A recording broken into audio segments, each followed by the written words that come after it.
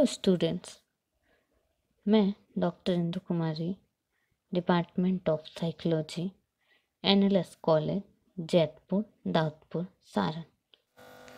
आज मैं UG part 1 के स्टूडेंट्स के लिए पेपर 1 में बुद्धि पर ही चर्चा करूंगी।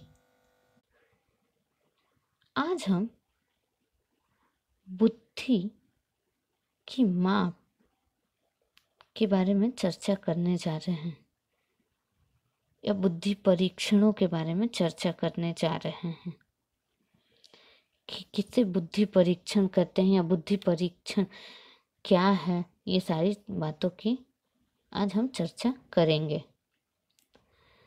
बुद्धि की माप की कैसे जाती है या कैसे हुआ कि मतलब बुद्धि मापी जा सकती है।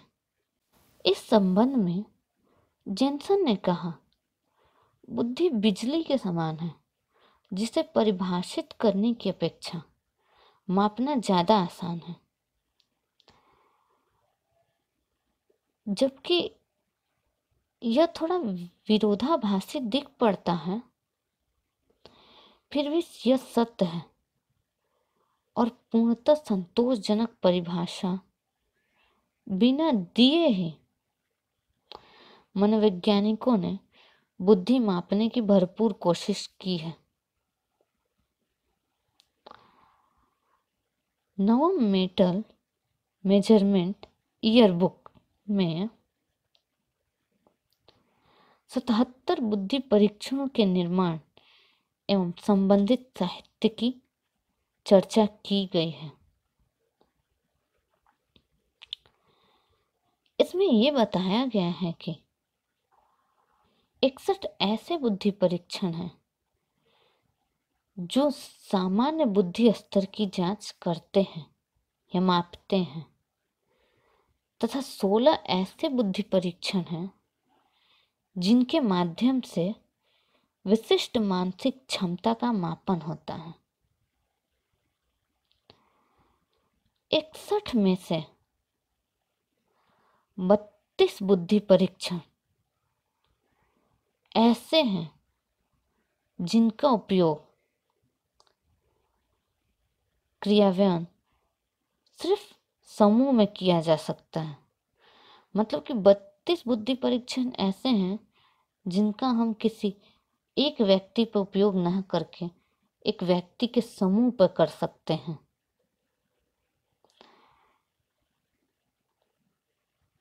तथा उनका प्राप्तांक लेखन किसी प्रशिक्षण विशेषज्ञ ही के द्वारा किया जा सकता है। जब किसी बुद्धि परीक्षण का उपयोग सामान्य शैक्षिक उपलब्धि जनरल एकेडमिक अचीवमेंट के बारे में पूर्व कथन करने के लिए किया जाता है तो इसे शैक्षिक अभिवृत्ति परीक्षण कहा जाता है। बुद्धि की माप बुद्धि परीक्षण द्वारा की जाती है और सबसे पहला बुद्धि परीक्षण बीने तथा साइमन दोनों ने मिलकर बनाया था। बीने तथा साइमन ने 1905 ईस्वी में सबसे पहला बुद्धि परीक्षण बनाया था। यह बुद्धि परीक्षण आने वाले वर्षों में मनोवैज्ञानिकों के बीच काफी लोकप्रिय भी रहा। फलस्वरूप इसमें कई बार संशोधन भी किए गए। इस परीक्षण का सबसे महत्वपूर्ण संशोधन टरमैन ने किया, जो कि 1916 ईस्वी में किया गया था। 1916 ईस्वी में टरमैन ने स्टैनफोर्ड यूनिवर्सिटी में इसका संशोधन किया। इस संशोधन में सबसे पहली बार बुद्धि लब्धि के संप्रत्यय को बुद्धि मापने के सूचक के रूप में प्रयोग किया गया था। इस संशोधन के बाद से IQ का प्रयोग होने लगा बुद्धि मापन के दौरान। इस संशोधन में सबसे पहली बार बुद्धि लब्धि के संप्रत्यय को दर्शाया गया। इसके बाद अनेक मनोवैज्ञानिकों जैसे वेस्लर, आर्थर, कैटल, रेवेन, गुडेनफ आदि ने बहुत सारे बुद्धि परीक्षणों का निर्माण किया। बुद्धि परीक्षण बनाकर बुद्धि मापने के क्षेत्र में बहुत सारे योगदान भी किए। प्रथम विश्व युद्ध के दौरान सामूहिक रूप से बुद्धि परीक्षण का कार्य करने की आवश्यकता महसूस की गई, जिसके परिणाम स्वरूप अमेरिकी सेना में फौजियों की बुद्धि मापने के लिए दो मशहूर बुद्धि परीक्षण का निर्माण किया गया। पहला था आर्मी अल्फा टेस्ट तथा दूसरा था आर्मी बीटा टेस्ट।